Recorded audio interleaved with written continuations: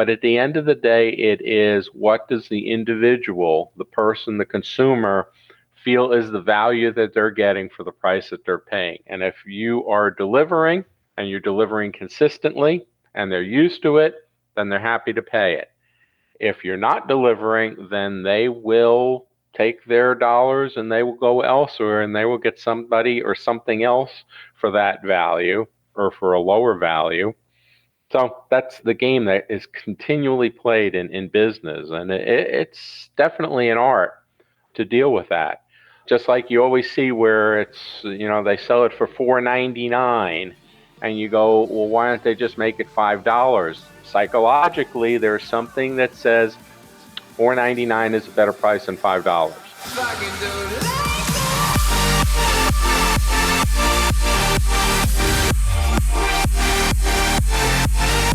Hello, Christian. How are you?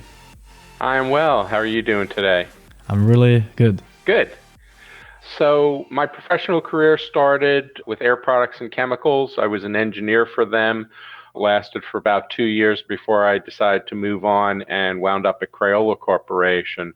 There I started as an engineer, but worked progressively through a variety of different areas, both in engineering, operations, quality, and research and development. In that time, I was able to get involved in a lot of different areas of the company, which was great. We were not restricted in just working on a particular thing, like just engineers working on engineering, but involved with the business itself. So I got to see a lot of the inner workings and how businesses operate and what makes them succeed and what doesn't make them succeed. When I left Crayola, I got into the consulting world, and I used that experience then to work with other companies to help them, hopefully, to get better at what they were doing. I never worked with companies that were on the edge of failing, where they were going to go out of business, although a couple did, in spite of the work that I did with them. But I've worked with over 300 different companies. Continue to do that to some degree. I still do some consulting work, although I am officially retired. But I noticed that there were some real commonalities between the success that businesses have and the non-successes, or in some cases failures that they have, and why those things happen. And I guess that's what we'll talk about a bit more. Right now, what I'm doing is a lot of writing. I've authored and published 2 books that relate to business that talk about why companies succeed and individuals succeed or similarly don't succeed. I've written a number of articles that have been published both in magazines and also online. I teach a project management course, and I do podcasts like the one I'm doing today. So I like to talk about my experiences that hopefully will help other people to get over some of the issues and concerns that they have and to make them more successful. Cool. That's a remarkable background, not just in terms of substance, but in terms of size. You had a background that's remarkably big and substantive. I mean... when you look back at it, it was pretty extensive. Yeah. And I enjoyed it. Yeah. I tend to see business. I don't know. I would like you to correct me if you consider me to be wrong here. I tend to think of business in a binary way. There's 2 things that you can do in business: either add value or capture value in terms of doing the marketing and then being able to do the sales that will give you the cash flow that will enable you to keep grinding the circle of the business. But sure, that marketing side doesn't necessarily need to be aligned with the process of building value. It's to relate that value to your customers or your potential customers so that they want to deal with you, whether it's through a service organization like I was in with consulting, which provided the service, not an end product, so to speak, or a company that manufactures a product or a group of products that people want to have because they've generated that interest. There's a lot of competition out there. There's a lot of other firms. And you have to kind of differentiate yourself. If you're just a me too, then people go, well, why should I go over to you? I'm already set with company XYZ and they do the same thing, so I'll just stick with them because I'm familiar with them.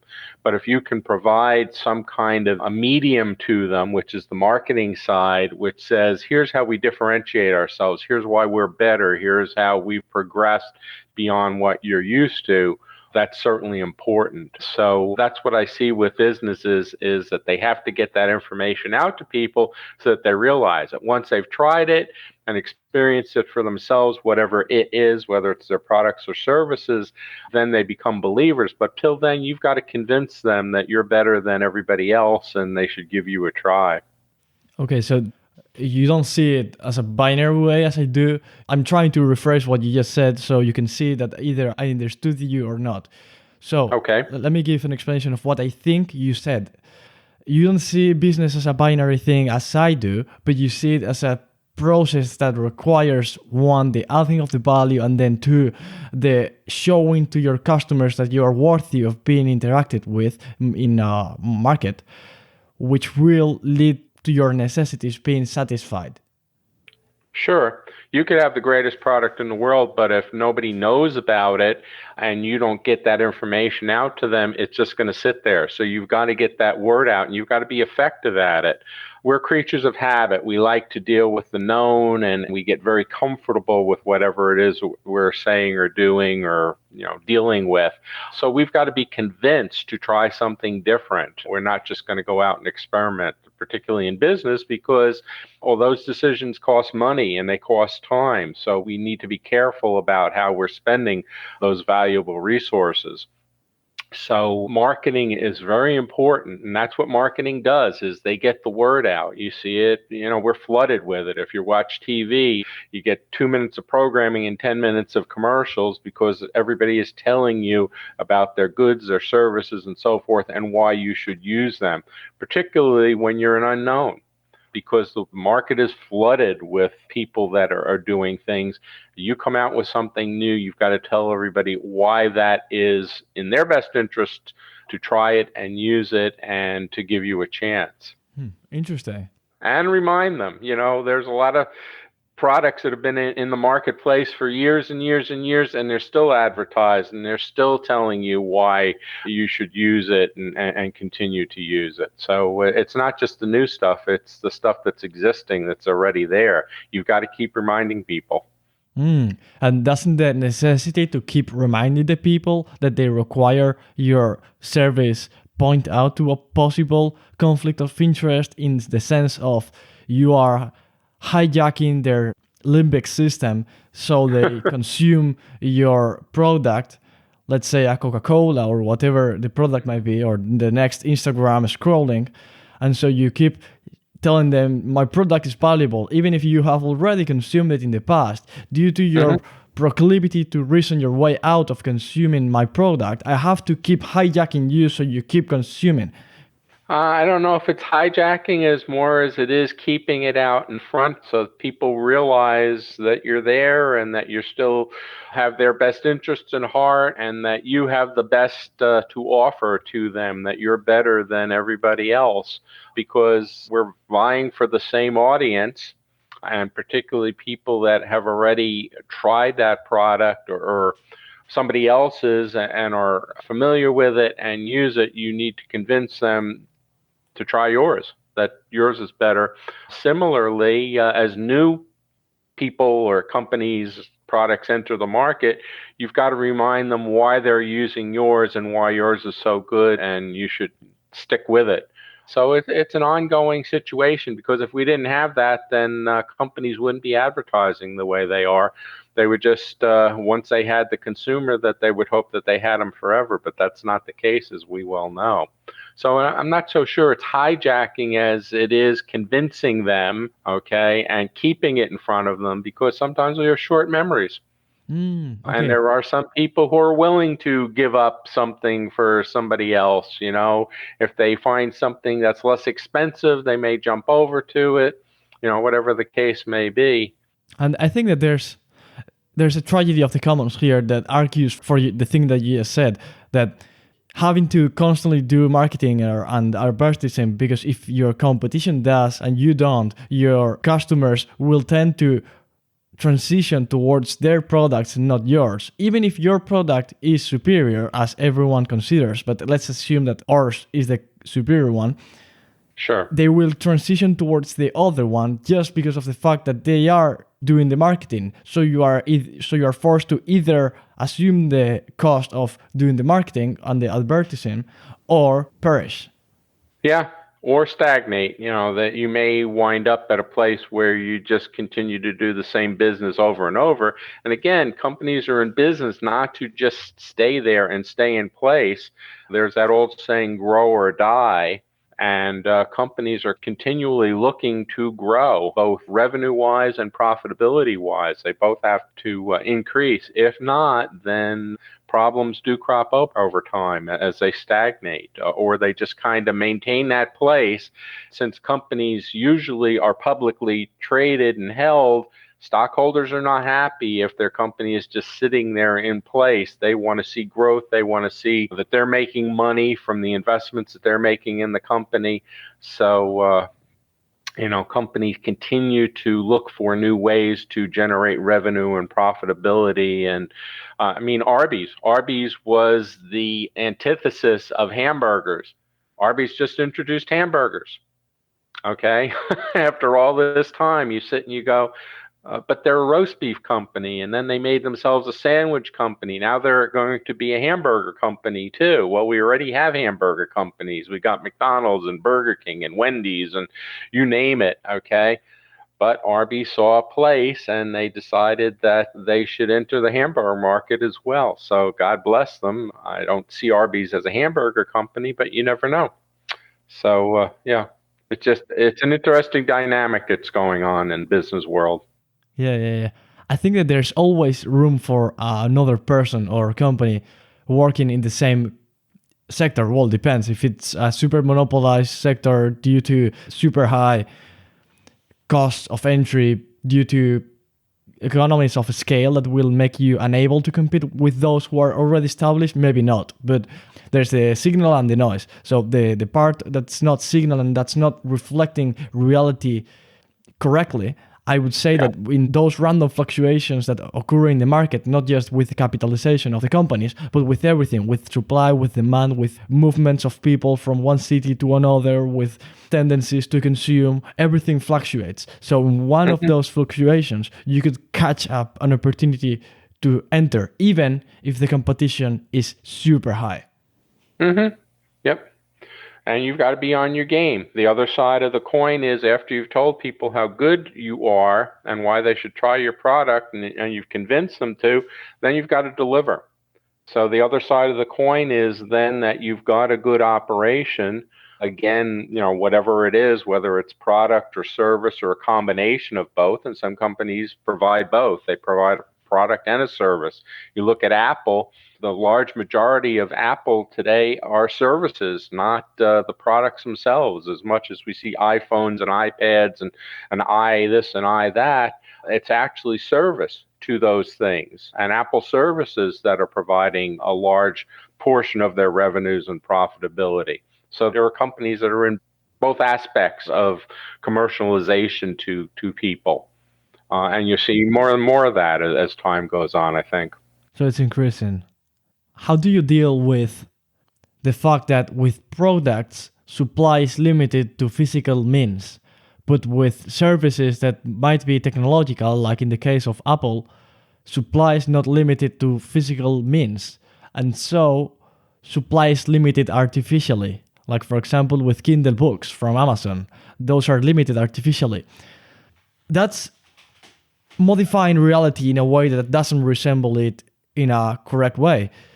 The information based on a book is not inherently limited.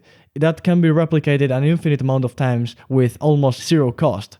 So the marginal cost of producing one more copy of that book being 0.0001 pennies makes that not resemble correctly the $15 that you are paying for the Kindle version of the book.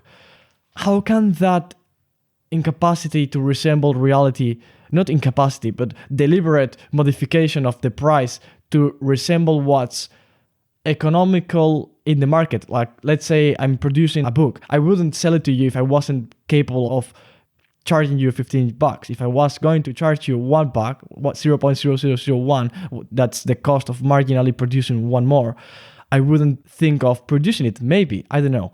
But what are your thoughts on that artificially reduced supply to be able to increase the cost? If you're looking at what you're going to charge for something, again, the saying is that what is something worth? Well, it's worth whatever people are willing to pay for it.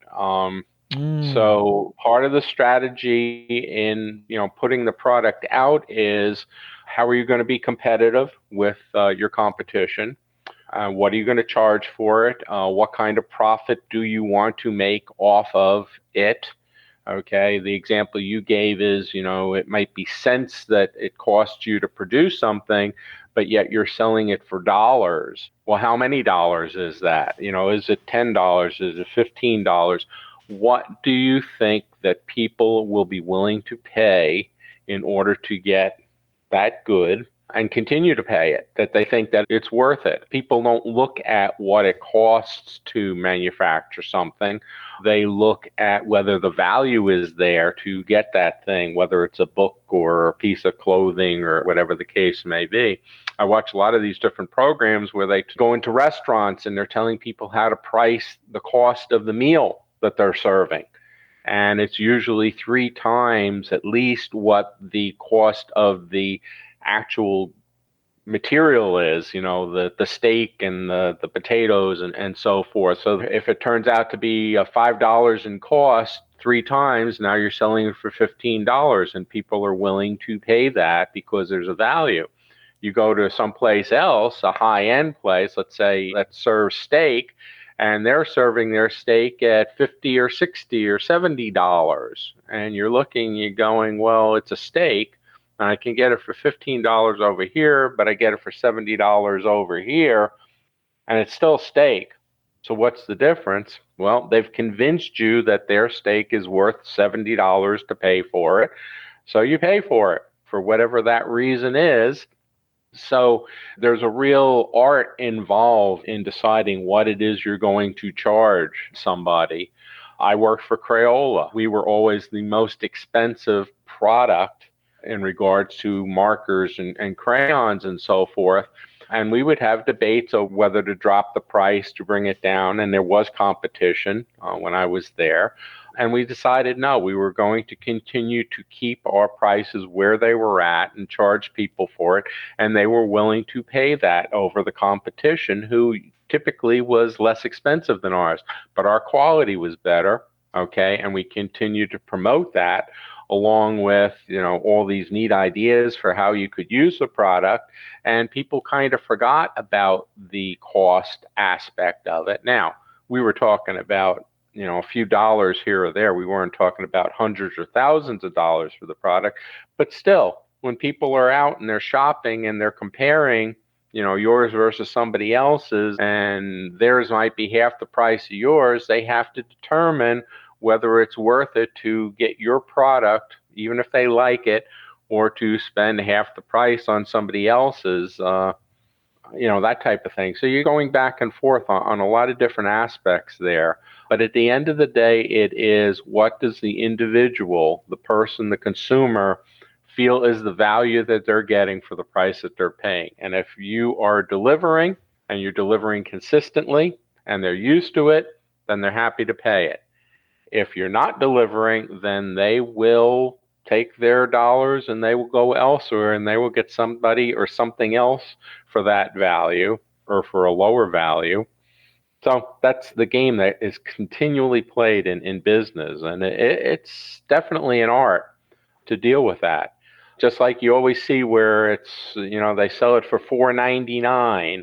And you go, well, why don't they just make it $5? Psychologically, there's something that says $4.99 is a better price than $5.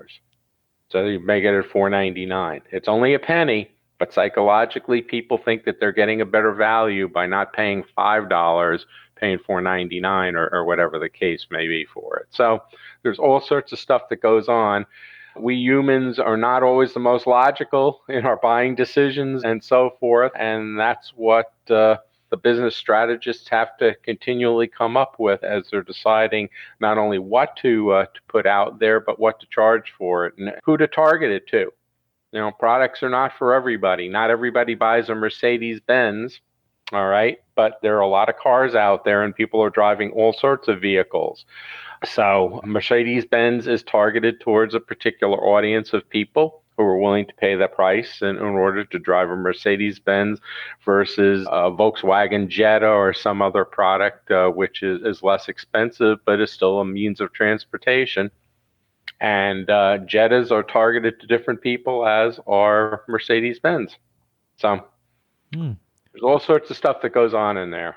Now, I'm not the sales and marketing person. I was the person who had to come up with the products and, again, give them whatever it was they were going to promote and sell and make sure that it was there consistently, that there was a supply of it when it was needed. Ours was never to hold the supply back in order to drive the cost up. We wanted to have it there.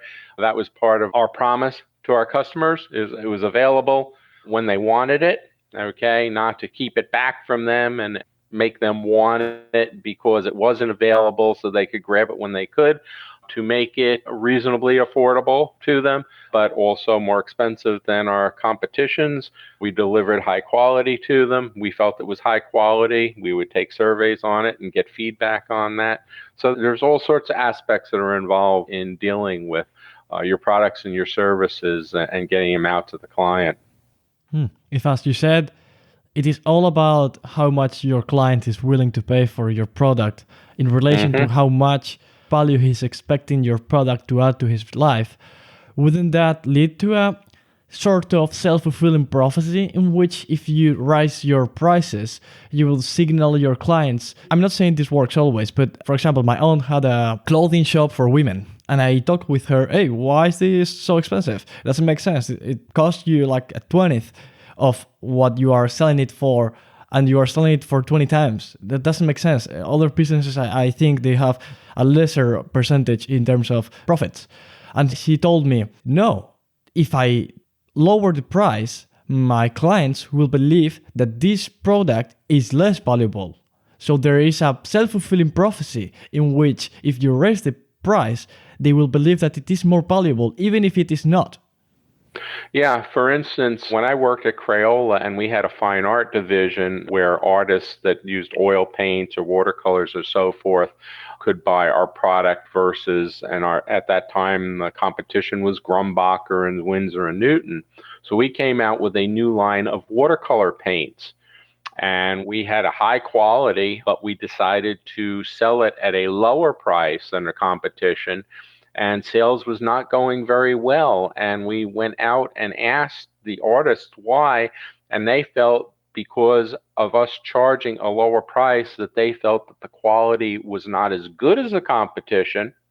And therefore, they weren't buying something that was a lower price. Now, artists are notoriously cheap in spending on art materials, okay? But yet when we were providing something that was less expensive to them, they were balking at it because they didn't feel that the quality was there at the lower price, even though there was. And we could demonstrate it to them, but you can't go artist by artist by artist by artist to show them.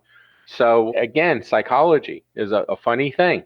People have certain expectations, okay, and they get it in their mind, and as long as you deliver to them and fulfill those expectations, then you're fine. When you start to drop the price, then people get suspicious. Why are you doing that? Okay. Similarly, if you raise the price too high, they may balk at that. So it's a constant game that's going on of working with the consumer to see what their wants are and what they're willing to pay or not pay, and how loyal they're going to be, and so forth. And it's a very, very difficult thing to do. Again, not something I was involved in. I was the guy who provided the materials that they then, sold to the folks. My job was to make sure that it was available and that it met the quality standards that we were touting. It was their job then to deal with the people, and God bless them. Whole different area. It was a lot easier to make products than it was to try to sell them, that's for sure. But in the process of selling them, I guess that if you by lowering the price are reducing the demand, that can only be the case with an irrational consumer that's not taking into account all the factors in the equation to determine what's more worth it for the price you're paying. They're not doing a rigorous cost-benefit analysis. They are being led by their instinct. Well, different people deal with it in different ways. Some are doing the cost benefit, some are doing from emotion, okay, which is very hard to pin down on the emotional side of a purchase or a would-be purchase. And also, the same product sold in different areas could be sold at different prices. People from foreign countries would come over here and would buy products here that were made in their country, and they were getting it at a lower price. And you would say, well, why is that? Because you've got transportation and so forth, because the companies that were making and selling in their country were covering their costs, and then they were still making money selling at a lower price in a place like the United States, okay? They knew what our marketplace was like and what we were willing to pay for something, and therefore they would charge a lower price.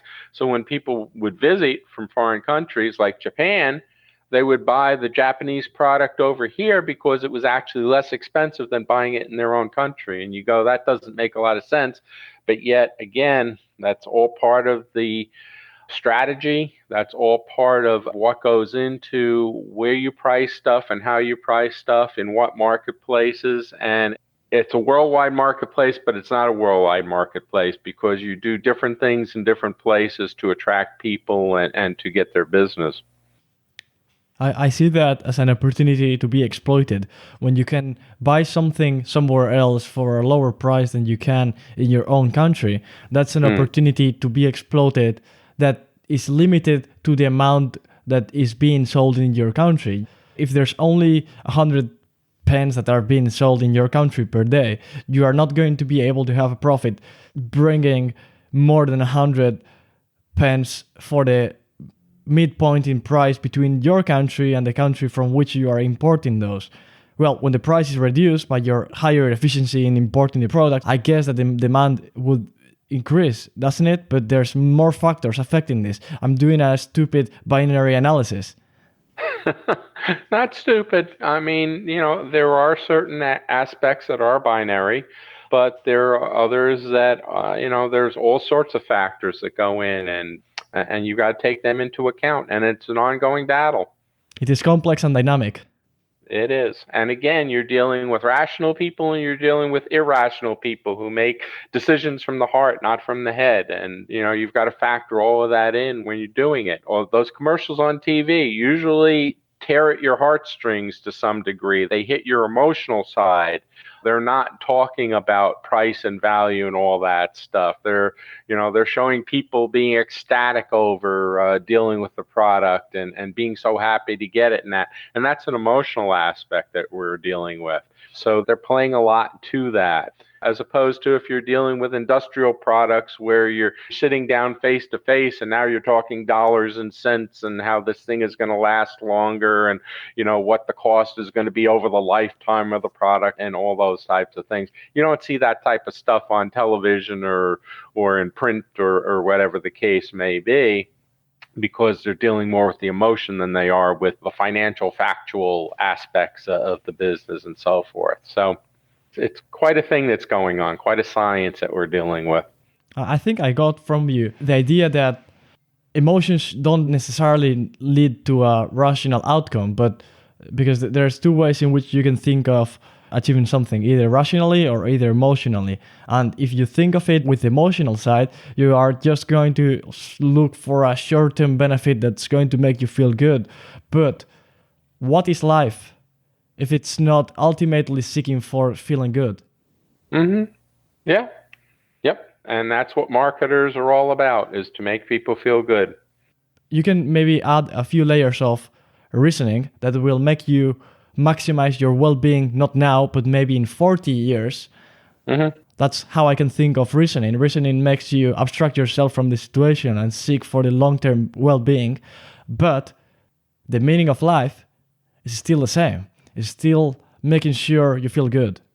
Well, look at when you go into a store, and people still do that, even though there's a lot of online buying, and you see all the things at the checkout, packages of gum and candy and so forth.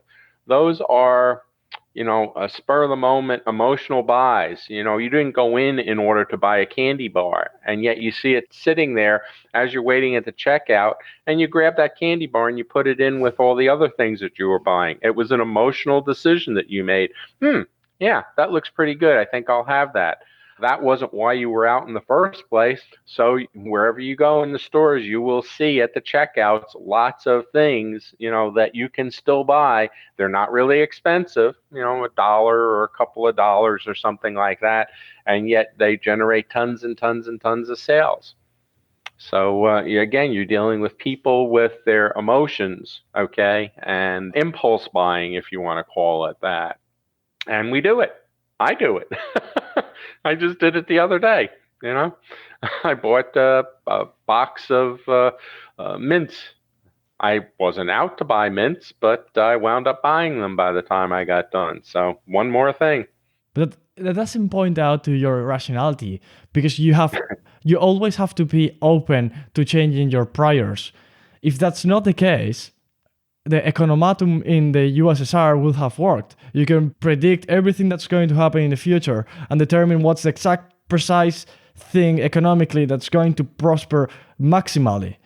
If that hasn't worked, and that's a ruinous economic system, as it has been shown historically, what is correct is every instant of the way, update your priors and see what the resources around you and what's the next best rational thing to do in relationship to what you have.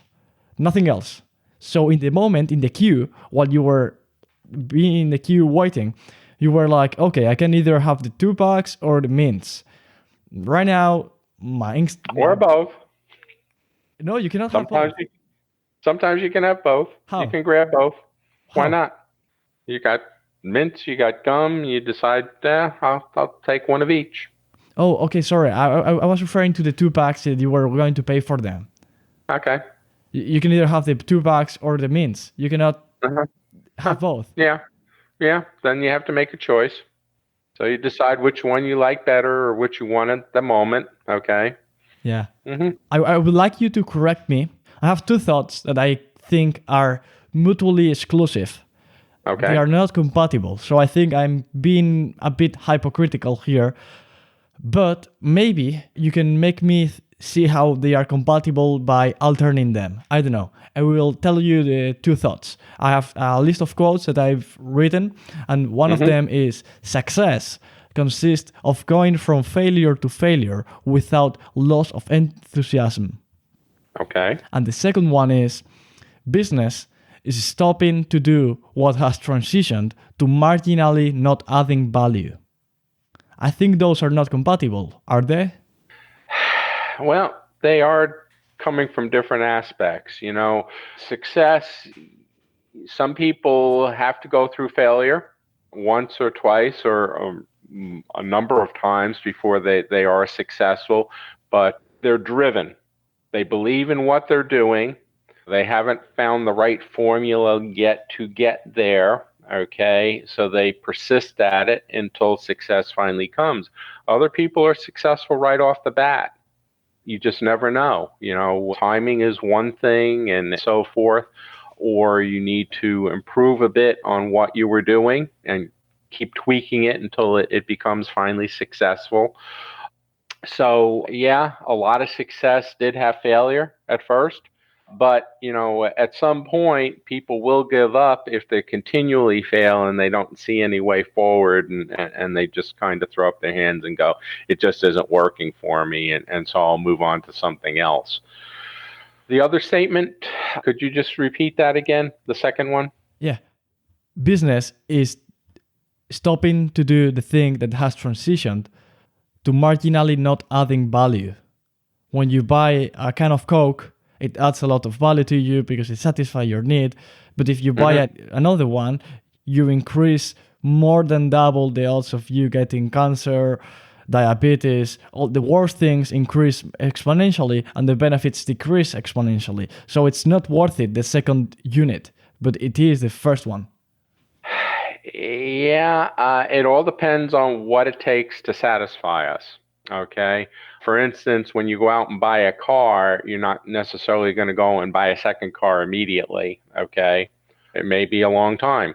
I just went through that. Car dealerships are constantly trying to get me to sell my car, of course, because they want me to buy a new one. And I'm very satisfied with it. And when I bought it, the dealership told me at the time that they were giving me a deal of a lifetime, which I felt was, fairly accurate. I got a very good deal on it. So I tell the folks now, I've already gotten a deal of a lifetime. And until my next lifetime comes, and I'm very satisfied with it. They convinced me once to trade in a car, and I wasn't necessarily ready to do that. So I'm holding on to it. Now they don't like my kind of buyer because I'm very satisfied, and I don't turn my car over every couple of years or whatever the case may be, whereas they certainly would like me to, because that generates business for them. So I'm not the good business person for them, because I like to hold on to mine for a period of time.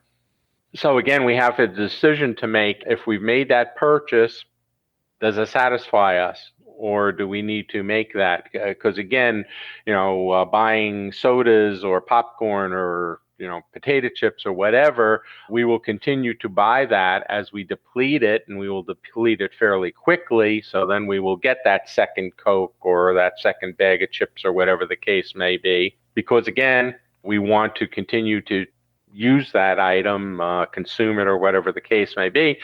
And it's not as expensive as an automobile. A bag of potato chips or a Coca-Cola is certainly a lot cheaper. So we will continue to do that.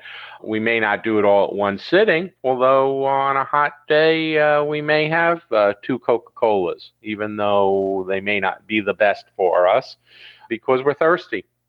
And we like the first one, so we decide to get that second one. So again, it depends on what's going on at the time. So when you try to put those two thoughts together between, how much we're going to buy at a time, whether it's good for us or not, and then the ongoing thing about failures breeding success ultimately, you're right. They are two very disparate things. How you would combine them is, if you're the seller and you're the Coke guy and people are constantly buying Pepsi, okay, how many times are you going to deal with that before you either give up on that person and say they're going to be a Pepsi person forever, so forget about the Coke, okay, and you look for somebody else then who is willing to buy the Coke. And if you're the purchaser, are you going to be convinced not only to buy it for the first time, but buy it again and again and again and again and again? So they can be tied together, but fairly loosely, because the one aspect of the actual buying, that's the consumer. The other side of trying to get the person to buy it, that's the seller, all right? And what you're trying to do is bring the two of them together. You're trying to get the purchaser to buy what you're willing to sell them, all right? And the question is, how often will you get them to do it? And how much non-success are you going to allow before you move on or give up, or are you just going to keep trying until they finally relent, whatever the case may be? So you can kind of tie them together to some degree. So you're not wrong. They are disparate, but you can get them together somehow. And again, that's what makes business interesting. Is, again, you can have the greatest idea in the world, but you got to get it out, and you got to get people to try it and like it and buy it, and then the next, and so on and so forth, until you've got quite a business for yourself. How much resemblance there is between business and natural selection? Let me elaborate a bit more on that. Natural selection is the selection of the one who is capable of surviving and reproducing, not necessarily the best. It's just the one who survives and reproduces.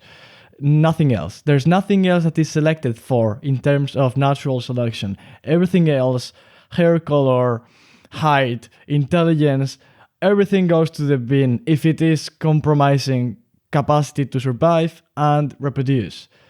So in business, how much of a resemblance there is there in that you only need to survive and reproduce or maximize the amount of selling and profit that you have, not necessarily maximize the value that you're adding to your customers.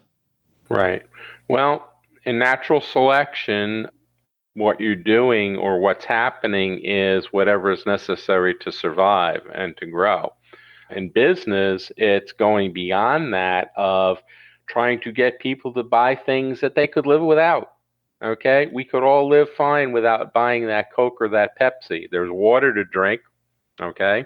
Or we can make iced tea or beer or whatever the case may be. So there's all sorts of choices. It doesn't have to be a Coca-Cola. So when we're producing products, what we're doing is either producing something that people need, essentials, okay? They can't live without it. They need to have it. Or we're convincing them that they need to have it. They shouldn't live without it. All right. So there's a lot of products on the market that people could certainly live without for their entire lives and never miss them. But we're going to convince them that they need to have that because they would miss it if they didn't have it. So definitely two different areas to go at. Natural selection is you need it to survive, you pick it, and you stay with it. The other is somebody convinced you really need to have that, and by goodness, they convinced you, and you've determined that you can't live without it, even though you could.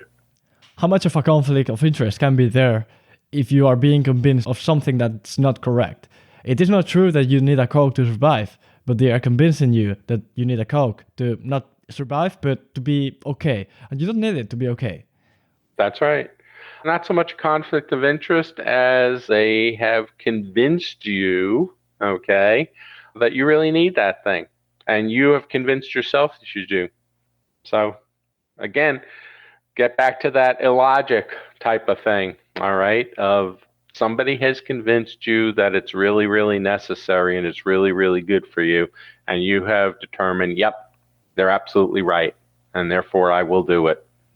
What do you think is the ultimate source of value? When I see a transaction, I tend to see the movement of money for a service or a product, but that person who's paying for the product or the service has had to add value in the market in some other way, either giving a service or giving a product, either owning shares from a company that's selling products or services.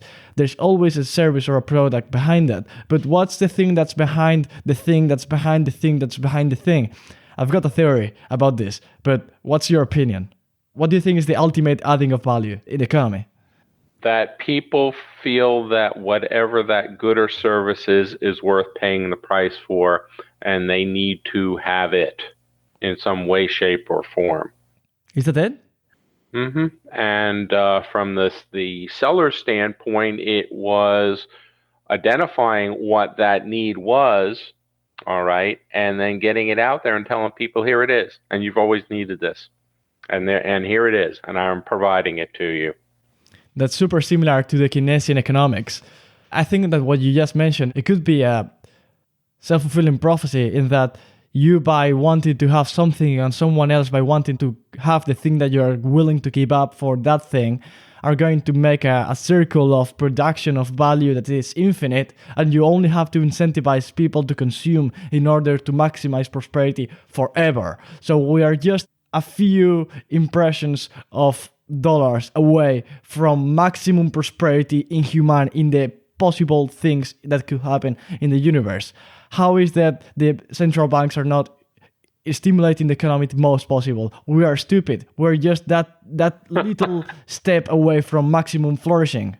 I don't know. I don't see that as possible. When you don't think it's possible, all of a sudden something happens and it becomes possible. I mean, look at where we have evolved. Look at where mankind started and where we are today, and the things that we have today that were never dreamt of. Okay, I never thought of, and the technology wasn't there, and yet it is now, and we do it, and we continue to progress. So, we had a world without computers at one time, and now imagine living without a computer. Imagine living without your iPhone or your Samsung Galaxy or whatever, okay? And yet the world has only had them for a relatively short time in the history of the world, and yet people can't live without them. You see them everywhere, okay? So we convince people that we need them. We convince them that we need to be in contact with each other at a moment's notice, okay? And that will continue. The next brilliant idea will come up. I don't know what that is because I'm not working on that. Somebody else is. And the next thing you know, we will have that too. So, and it will continue Oh yeah, for sure. But for sure. how aligned are the interest of the person who just seeks for maximizing their profit in terms of I want to sell whatever it takes to earn money and I will say whatever it takes to earn the money, and the consumer who's behind the advertisement and is seeing that and it's saying, okay, I'm considering now exchanging a few bucks that I have for this product or service. But in reality, life is simple, but we keep trying to make it complex. That's a quote from Confucius.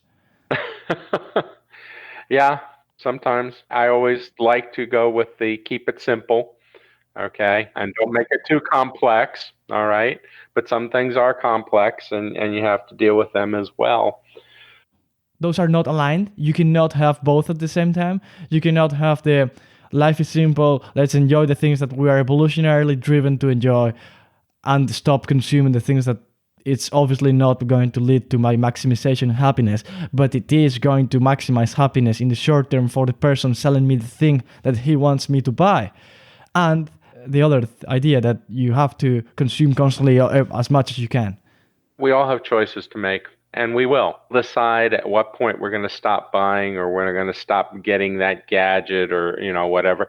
And other people can't live without it, okay? And that's just the way it is with people. We're all different. We have different wants and needs. Again, I'm not the guy who's going to buy a car every 2 years and trade mine in, but there are people who have to. They have to have the latest and the greatest and the fanciest and whatever the case may be. Well, so be it. And that's what makes us all unique and different, and what keeps the marketing people up at night figuring out how to get people like me to trade my car in more often and buy the newest and the latest or the greatest or the new product, whatever the case may be. And the world handles all of us, okay? The world handles all of us. My question relating to what's the ultimate source of value in the economy, and your response to it as in whatever subjectively can be felt as being good. I have a theory, and please correct me if you think I'm wrong, that the ultimate value derives from the extracting of energy or the production and the reduction in cost from energy.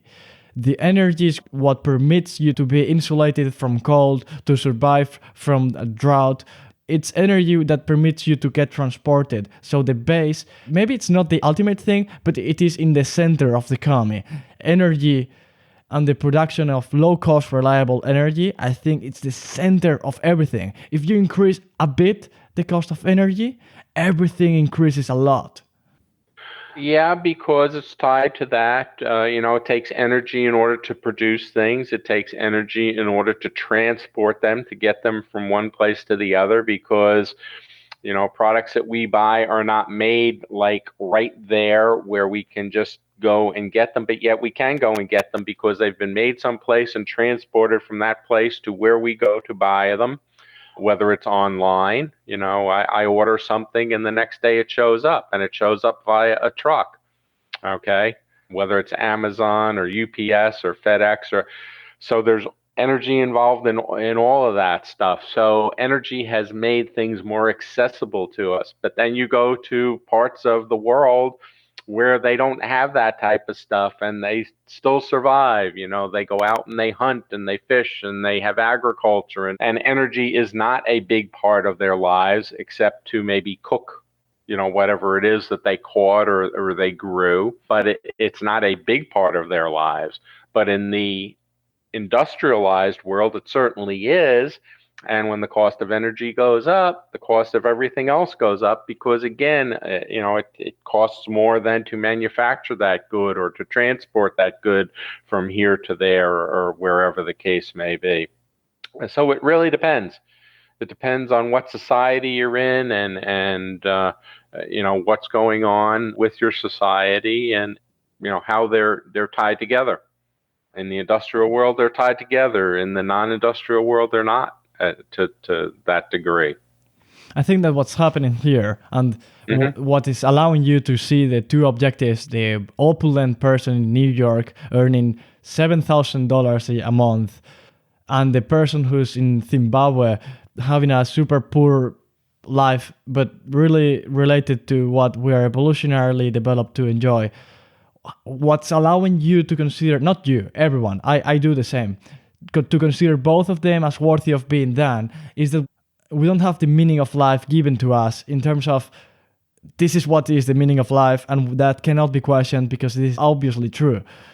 And by not having a standard that defines what is worthy of being done, we cannot determine that the person in New York has a more worthy lifestyle to be lived than the person living in Zimbabwe, even if the person in Zimbabwe would move to New York happily and the other way around not.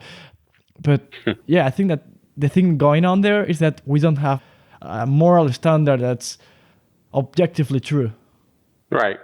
We're all brought up differently. We all have different expectations. We all have different wants.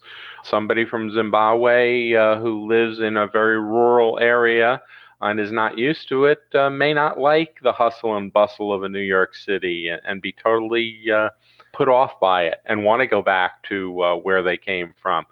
Another person from that area might go, wow, this is great. I never knew this existed, and they fall in love with it. So again, we all have our own individual wants and thoughts and desires, okay? And we treat things differently. Okay, last question. What is the Vermi problem and how to solve it? That is when somebody who wants something and wants you to do it for them doesn't communicate properly with you, okay, and then is surprised by the outcome or the end result. So that's what the vermin problem is. In that case, it was somebody who didn't tell us that there was a vermin problem and then wasn't happy with the result that we came up with in regards to expanding their plant because we didn't take into account the vermin problem, which we didn't know about. So that's what that's all about. Communicate, just like we've been doing. Yeah. And I think we've come to some agreements, and we may still have some disagreement, but that's okay because that's what it's all about. We agree to disagree. There you go. I think we agreed on more than we disagreed on, though. Yeah. You're working in another book, don't you? Can you? Yes, kind of, sort of. The theme is what keeps you awake at night. Okay, and I've hit on a variety of different. It started with what I would do as a consultant when I would go in to find out what I thought or what they thought their problems were, and I would use that line. What is it that keeps you awake at night? What is it that really bothers you that we need to work on? Well, I've kind of turned that into a theme to address things both from a business sense and also from a personal sense that keep people awake at night and what you can do about those things, whether it's losing your job or, again, your business is declining or, whatever the case may be, dealing with people who are unreasonable. So that's where I am right now. I've been writing a series of articles, and when I get enough motivation, then I may turn it into a book. But right now, it's just a series of articles on that. I've recently heard a podcast that it was about repentance, not repentance, of regret in life. Okay. The author of the book, I cannot point out the direction to it right now. My memory is not the best, sorry. Okay. But it was basically about a study done worldwide, asking a lot of people what was the main things that they repented retrospectively. And and those were, it was a list of few things. For example, not talking with old friends. If you are thinking of talking to us or no friend, just do it. That's just a few basic things that they regret the most. And doing the inverse of that list of things that people statistically regret the most, you could have what the most worthy life of being lived was. And I think that list of things that people regret the most has to have a huge correlation with what you consider are the things that keep you awake at night. Not necessarily regrets, but just things that bother us, okay? Troubles that we have that need to be overcome. There may be some regrets in there, okay? But my series hasn't been so much on regrets as it is on problems that crop up and how to deal with them so that they don't continue to bother you. I was asked a question by one of my clients at dinner one night. He said to me, "So in your years in business and how you've lived your life, do you have any regrets?" And I said, "No." No? And I was honest with him. There were things that I would have liked to have done, but I've gotten past that. If I still want to do it, I'll do it. And if I didn't, then it wasn't meant to be. So no regrets with that. It's just the way it is. Life has different turns, and you make the most out of the situation at the time. I always said you make decisions, and then you don't look back on your decisions and go, well, if I had done this instead of that. You made the decision. It was what you felt was the best at the time, and then you move on because you can't go back necessarily and change that, okay?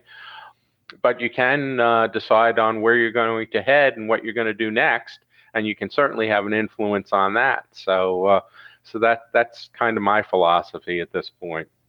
Lovely, Peter. No regrets. Lovely. Where can people find more about you? They can go on to LinkedIn. I am on LinkedIn under Peter Christian, and if there are multiple Peter Christians, and I'm sure there are, look for author and adjunct professor and consultant, okay, and you can find me. I have a website which deals with some of the articles that we talked about and my books, and that's Pete, no R at the end, christianbooks.com.